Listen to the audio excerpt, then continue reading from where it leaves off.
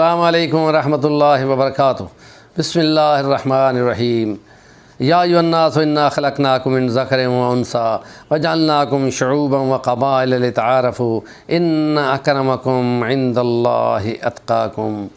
قال اللہ تعالی کلوا واشربوا ولا تسرفوا انہ لا يحب المسرفین۔ وقال اللہ تعالی ولا تبذر تبذیرا ان المبذرین کانوا اخوان الشیاطین۔ صدق اللہ العظیم۔ سیرت نبوی صلی اللہ علیہ وسلم کے عنوانوں میں ہم اسلامی ثقافت اور اسلامی کلچر کو دیگر تہذیبوں، دیگر مذاہب، دیگر اقوام کے مختلف رنگوں سے متاثر ہونے کی بجائے یا ان کے مشابہ ہونے سے بچانے کے لیے یہ عنوان ہم بیان کر رہے ہیں۔ غم کے اظہار میں مسلم ثقافت اور غیر مسلم ثقافت کو ولاگ میں ہم نے بیان کیا ہے۔ اس ولاگ میں ہم نے خوشی کے تہواروں میں اسلام کی تہذیب کیا کہتی ہے اور باقی مذاہب کی تہذیبوں میں کتنا فرق ہے وہ ہم نے بیان کرنا ہے۔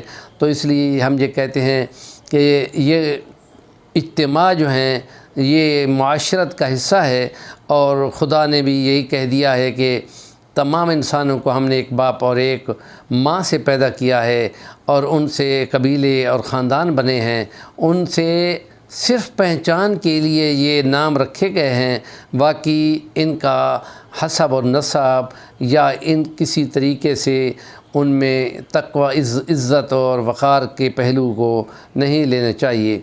اور ہم یہ خوشی کے تہواروں میں دیکھتے ہیں کہ خاندانوں کے اجتماع ہوتے ہیں، اس لیے اسلام کی ثقافت کہتی ہے کہ جس کسی کو دعوت دی جائے تو وہ ضرور قبول کرے، اور کوئی کسی کے لیے سفارش کرے تو اس کو ریجیکٹ نہ کرے، کوئی اپیل کرے تو اس کے جواب میں نہ نہیں ہونی چاہیے۔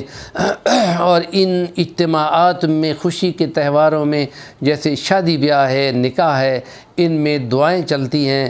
مسجد میں نکاح اسلام میں ہوتا ہے، لیکن ہندو مت کا مندر میں ہوتا ہے، عیسائیت کا چرچ میں ہوتا ہے، اور وہاں بھی ان کو دعائیں ملتی ہیں۔ اور ان تقاریب میں لوگ تحفے تحائف دیتے ہیں۔ اسلامی تہذیب و ثقافت میں بھی تحفے تحائف دیے جاتے ہیں۔ نبی پاک صلی اللہ علیہ وسلم کو سب سے زیادہ خوشبو کا تحفہ زیادہ پسند ہوا کرتا تھا، اور لباس کے سلسلے میں کہ عمدہ لباس پہننا، حضور نے فرمایا کہ یہ تکبر کی علامت نہیں ہے۔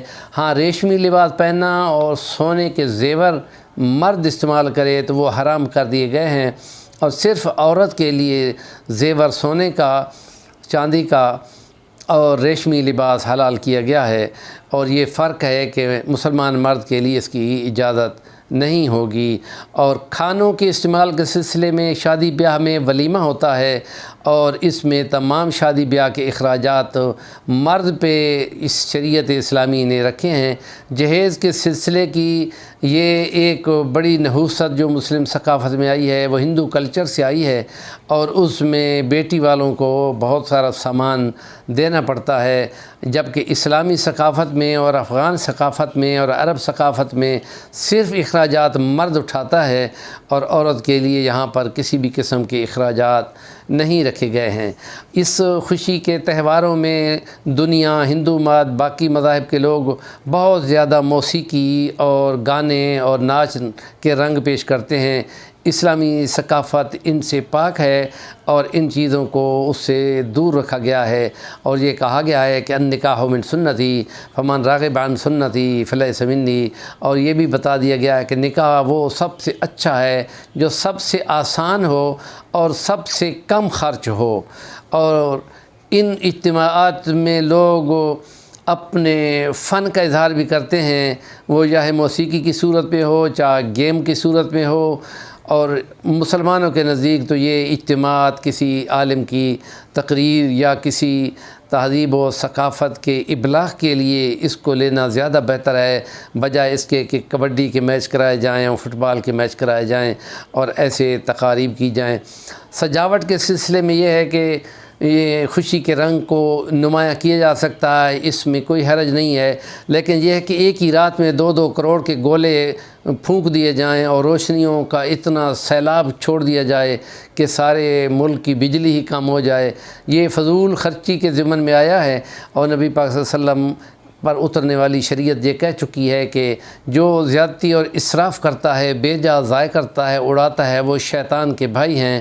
تو اس سلسلے میں بھی حکومت کی طرف سے بھی اس پہ پابندی ہونی چاہیے۔ پاکستان کی حکومت میں صرف شادیوں پہ 2 ڈشوں کی اجازت دی ہے، اور جہیز کے شو کو ختم کرنے کے لیے کہ اس شو کرنے والوں کا جہیز اٹھا لیا جائے گا، یہ اچھی ریت ہے۔